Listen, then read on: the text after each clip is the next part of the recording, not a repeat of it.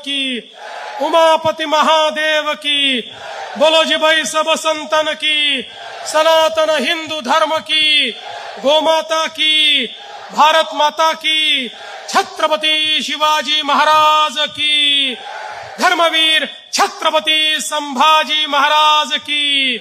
नमः पार्वती पते, हर हर महादेव। हिंद विश्वराज्याचे सरसंस्थापक छत्रपती शिवरायांना मानाचा मुजरा करतो। भारतीय राज्यघटनेचे शिल्पकार भारतरत्न डॉक्टर बाबासाहेब आंबेडकर यांना मानवंदना अर्पित करतो।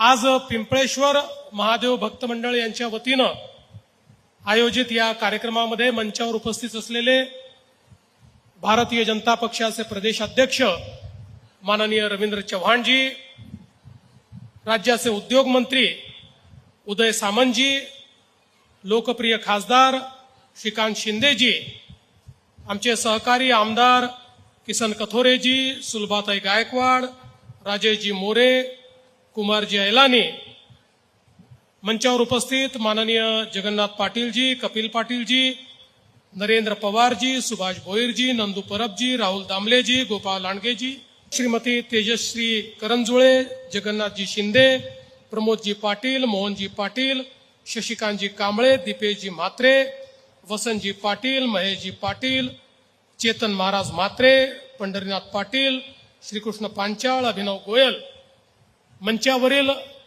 सर्व मान्यवर, या ठिकाणी उपस्थित सर्व मान्यवर, भगिनी आणि बंधूंनो, आज अतिशय आनंदाची गोष्ट आहे की पिंपळेश्वर महादेवाच्या एका संघर्षाला आज विराम मिळालेला आहे आणि महादेव भक्तांचा विजय झालेला आहे। त्याबद्दल मी सर्व महादेव भक्तांचं मनापासून अभिनंदन करतो। खरं म्हणजे आपण सर्वांनी माझं, शिंदे साहेबांचं, सुनेत्राताईंचं, मंत्रिमंडळातले आमचे सहकारी असतील उदयजी, बावनकुळेजी, आमचं सगळ्यांचं अभिनंदन केलं। रवींद्र चव्हाण साहेबांचं देखील अभिनंदन केलं, कारण या सगळ्याच्या पाठीशी ते खंबीरपणे उभे होते। पण मी एक गोष्ट मानणाऱ्यांपैकी आहे, आम्ही निमित्त मात्र आहोत। जे महादेवाला करायचं आहे ते महादेव करवतात, त्यामुळे याचं सगळं श्रेय हे महादेवाला आहे।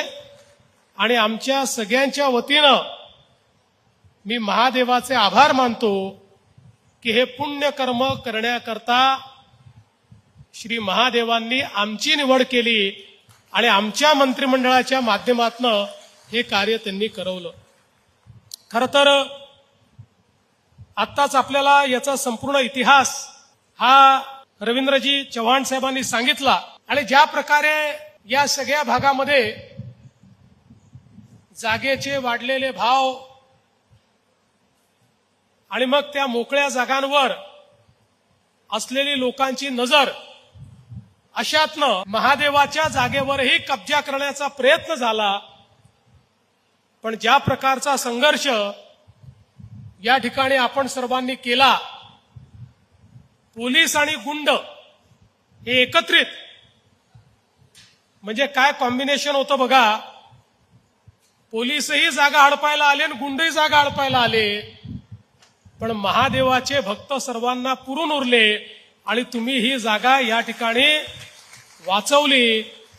आणि अर्थातच मला आठवतं की आमच्या मागच्या मंत्रिमंडळाच्या वेळेसही ज्यावेळेस रवीजी मंत्री होते, रवीजींनी हा संपूर्ण विषय मार्गी लावत आणला।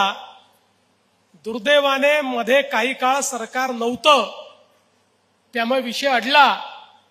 पण पुन्हा शिंदे साहेबांच्या नेतृत्वात आणि त्याच्यानंतर पुन्हा एकदा मी मुख्यमंत्री झाल्यानंतर या ठिकाणी या संपूर्ण विषयाला आपण एक चांगल्या पद्धतीनं चालना दिली आणि मला अतिशय आनंद आहे। अडचणी खूप होत्या, पण MIDCच्या माध्यमातून आमच्या उदयजींनी महसूलच्या माध्यमातनं आमच्या बावनकुळे साहेबांनी या संपूर्ण अडचणी दूर केल्या आणि अर्थातच रोज त्यांच्या डोक्यावर बसलेले रवीजी चव्हाण असायचे, आजच करा, आत्ताच करा.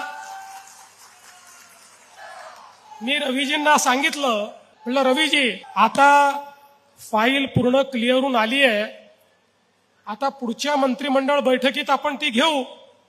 रवीजी म्हणाले चालणार नाही, उद्याच्या मंत्रिमंडळ बैठकीत ती आलीच पाहिजे. त्यांनी मलाही सांगितलं आणि शिंदे साहेबांनाही सांगितलं. आम्हाला दोघांना त्यांनी सांगितलं उद्याच्या बैठकीत ही आलीच पाहिजे.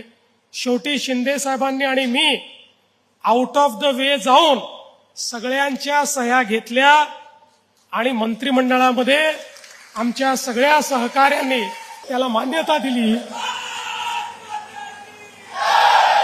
आणि आज ही सगळी जमीन या ठिकाणी पिंपळेश्वर महादेवाला समर्पित झाली आहे. एक मोठा इतिहास इथला आहे. मंदिर असेल, अमराई असेल, इथे येणारे संत असतील. आता पुन्हा तोच स्वर्णिम इतिहास हा पिंपळेश्वर महादेवाला प्राप्त करून देण्याचं काम हे आपण या ठिकाणी करणार आहोत. आणि म्हणून मी अधिक बोलणार नाही, एवढंच सांगतो, हे महायुतीचं सरकार हे या ठिकाणी सनातन धर्माचा पुरस्कार करणारं सरकार आहे.